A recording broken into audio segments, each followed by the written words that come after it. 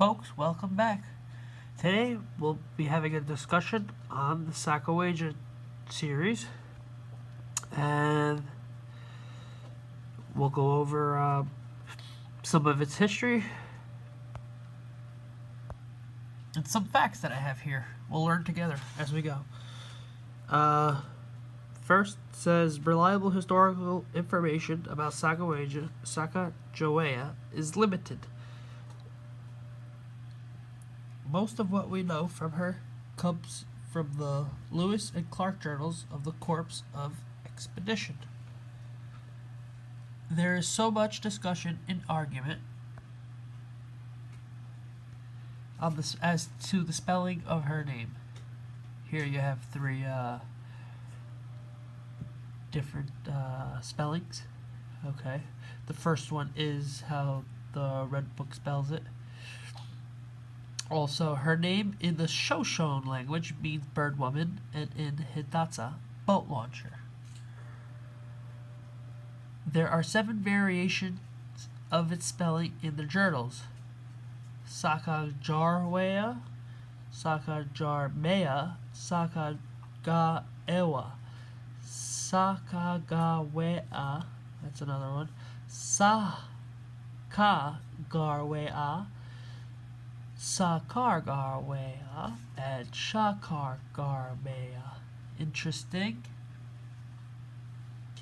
Here, another fact. In his journal, Clark once referred to her as Janie. She was also referred to as Squaw, a term that was not derogatory at the time, and that meant Native American woman. The most common spelling of the name of the Native American heroine is Sacagawea.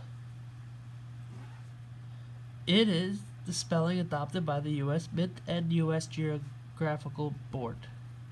Even though her name is spelled with a hard G, most people call her Sacagawea with a J. As with her name, her death is also controversial. According to John Ludding's journal, a clerk at Fort Manuel, Sacagawea died in 1812 in North Dakota at about age 25. The cause of death was typhus, also known as putrid fever. Native American Indians did not develop a written language. Oral Indian tradition holds that Sacagawea died in 1884 and is buried in Wyoming. Sacagawea belonged to the Lemhi Shoshone Indians, also known as Snake Indians. The name Snake Indians came from their distinctive trait in quickly hiding away when discovered. The Gros Ventres of Missouri, also known as Hidatsa Indians, longtime enemies of the Shoshones, captured Sacagawea and other women and took them as prisoners. The Gros Ventres of Missouri are not to be confused with Gros Ventre of the prairies. Okay, so these are different tribes. Let's get a good view here. Sacagawea was about 11 to 13 years old when she was kidnapped by Hidatsa and taken to present-day Washburn, North Dakota. Toussaint Charbonneau acquired Sacagawea when she was about 11 to 13 years old. Later, he made her his wife. He was about 41 years old. Yikes. Also, Sacagawea was the only woman in the expedition made up of 32 male members. Okay? Sacagawea traveled 5,000 miles with her infant son. So, that's where this portrait comes from. And this set came from the 2005 first commemorative mint, Uncirculated series. We'll get on with that soon. Just have about 6 more facts. Sacagawea joined the expedition. Where is it? Joined the expedition when her son Jean Baptiste was 55 days old. Jean-Baptiste was nicknamed Pomp, as was the tradition with the firstborn son of Shoshone mothers. Pomp means leader. Oh, that's a cute name. So that little boy's name is Pomp. If you see on her shoulder here carrying. So that was a 5,000-mile journey. Wow. Now that's a story. Okay. Here it says also, it is believed that Sacagawea's second child, Lizette, died during childhood, as there is no mention of her after her mother's death. In 2000, the U.S. Mint issued a gold Sacagawea dollar coin. Sweet. Since 2009, the design of the reverse of the coin has been changed every year with a Native American culture feature. The face of the coin has remained unchanged, showing Sacagawea and Jean-Baptiste. Sacagawea was the face of the National American Women's Suffrage Association in the early 20th century. Sacagawea became a significant historical character in her own right after the publication of a novel, Conquest, The True Story of Lewis and Clark by Eva Emery Dye. The novel was published in 1902. Oh, interesting. And so this is a 8-year series. 1, 2, 3, 4, 5, 6, 7, 8, 9 years series. Wow, so 9 years. This is a 9-year depiction of Sacagawea with her newborn Pomp, Jean-Baptiste on her shoulder. That's designed by Glenna Goodacre. Okay, she did have the first, when the coin was issued in the year 2000. The first 5,000 pieces were dated the year 2000, and with special finish were presented to sculptor Glenna Goodacre in payment for obverse design. Unexplained error coins made from mismatched dies also in state court obverse combined with the Sacagawea dollar reverse are extremely rare. And the reverse design, okay, and the ones that are sought after, the year 2000, in the year 2000, designer Thomas D. Rogers Sr. Okay, so basically what you're looking out for was the prototype that the West Point made in 1999 of this design before it was even issued as a circulated coin. Those same dies, detailed feathers, reverse designs. Okay, let me show you just to get an idea. Well, these are all 2002, so you'd be searching for all the earlier coins for the two variety types. The detailed feathers design, which you just look at the feathers, and if they have all the additional little lines in the feathers, that indicates that it's detailed feathers variety, which only only a few are out there.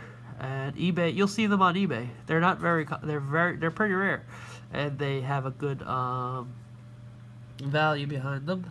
Okay, I checked through a lot of these through my coin roll hunting extravaganzas.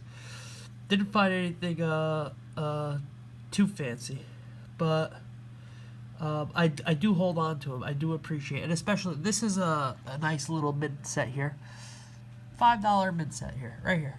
That's what I paid for it from a good guy. He was selling off a portion of his collection. I bought a bunch of those mint sets, such as this and other like older ones. But this one, this was a deal. These are all. What I learned about this also was that all the 2002. Okay, right here I have the Philadelphia. Excuse me, 2002 Philadelphia. We'll go in order. 2003 Denver. 2004 Philadelphia, and 2005 Denver. The interesting thing about these coins is not they are not intended for circulation, so these are not business strike coins. Here in the caption above, you'll read, in 2002, the U.S. Mint struck a small number of Sacagawea golden dollars in brilliant, uncirculated condition, such as these. Coins in this condition are almost always released into circulation, but the U.S. Mint took the extraordinary step of making the 2002 Sacagawea golden dollars available only to collectors such as I and you. The same thing happened in 2003, 2004, and 2005. So I have one of each business strike here. I'll show you in the book momentarily. And in each year, the number of coins made was smaller than the year before. So in other words, there was 2 million on the, this is a 2002p. The interesting thing about it, as the years came along, they produced less for that series. Okay, so there are 3,865,610 of these coins, okay, produced for special sets such as this, only to private collectors. Okay, these did not go to banks. If you do find them, they came out of a set like this. Okay, so eventually, keep them uncirculated. They are collectible. 2003D. Okay, that's a Denver. So I get one of each mint. So in the book here, you'll see the mintage here decreased. So that's a good thing, actually. It decreased as the years came along. So in 2003, so I said there was on the other one 3.8. 2003D, just almost an even 3 million. On 2004, 2004. I'm looking through the camera as well. 2004p, you'll see 2.6 million and change, whatever. So it decreased on the mintage. And I have them here uncirculated. I intend to keep them this way. It is a neat little set. I do like the illustration here. Okay. And the mintage for the 2005, I'm looking through the camera, D, yes. Here in the book, it's telling you 2.5 million of these were produced. So these are uncirculated pieces here. Let me show you the design. So the design stayed the same. All right. As I'm reading the small quotations, there are no lettering on the brim of the coin. It's just a flat surface. Okay. On the brim, excuse me, I'm just gonna flip it over. Just bear with me. And here you have the reverse eagle. Soaring eagle. And this is a beautiful design here. This soaring eagle designed by Mr. Thomas D. Rogers Sr. If I can get a close up there. See here, the feathers are pretty plain. If I can get a good zoom there, yeah, okay. You see how they're just flat? Each, I'll have to get my pinpointer. Give me 1 second, folks. Okay, so now what I'm gonna do is here.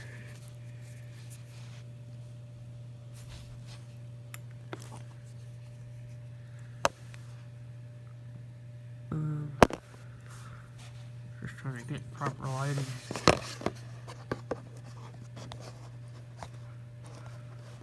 I'll leave the light right there. Excuse me. Alright. So in these tail feathers here, for the year 2000p, that is, in these feathers you'll see little lines in there, and that's why it's called the details feathers variety. So look out for that year. It's not part of my set. I don't have any of the 2000s, but I do have the uncirculated. Anything prior to this were business strikes. This set in particular is the first year, so that is interesting. I just learned that today, just now reading with you. This is the first year here in 2002, intended for the collector's market only. So they took a lot of pride in this series, and it took a lot of time to figure out what the new design was going to be for the new $1 coin coming from 30 years from the Susan B. Anthony dollar. So that's where the big leap was, and I enjoyed them. I just didn't know back then that they were going to be very collectible. Even the Cheerios sets, those were a lot of the first issues there.